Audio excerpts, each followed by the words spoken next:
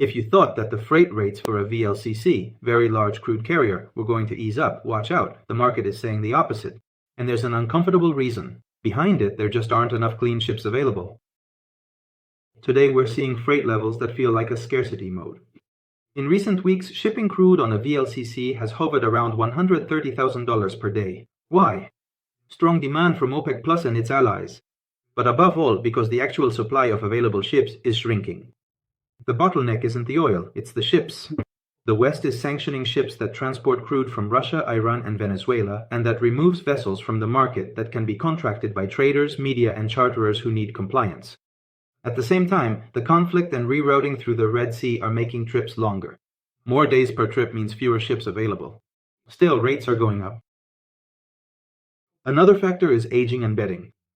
A double-edged sword. Here comes the data everyone is watching. Almost 44% of the global VLSE fleet is over 15 years old, and in that segment, nearly 18% has already been hit by sanctions. What happens to the old ones? Major buyers and oil companies have tightened their betting. After a certain age threshold, those ships become much less usable for serious cargo. If the market continues like this, VLSE utilization could rise to 92% in 2026, the highest level since 2019. The simple translation is that there's almost no slack left. And when there's no slack, any surprise, a detour, a new sanction, a partial closure, will send freight rates soaring. And what nobody wants to tell you, the yacht fleet. While the regulated market tightens, the shadow fleet grows and dominates part of the sanctioned flow. There is talk of 1,423 tankers working with sanctioned crude, with 921 under United States sanctions, the United Kingdom or the European Union. Many are old ships with opaque ownership and without top-tier insurance, which is required by many ports and intermediaries. It's a market that's becoming increasingly ungovernable, and that was not the outcome sought by those who designed the sanctions. When could things ease up? There are two potential breaks.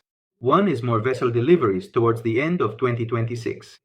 The highest level of scheduled deliveries since 2009 is expected, although more focused on product tankers. And two, if routes normalize and transit through the Red Sea resumes, the miles would decrease and ships would be freed up. TrendOil Vision's opinion is that this market is shouting something at you. The risk is no longer just in the price of crude. It's in the logistics, compliance, and the quality of the tonnage you can actually contract. In 2026, the winner isn't the one who gets a ship.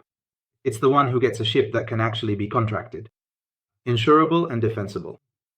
This is TrendOil Vision. Understand oil like a professional. If you like these kinds of videos, give us a like, subscribe, follow us, ask questions, leave a comment. Thank you.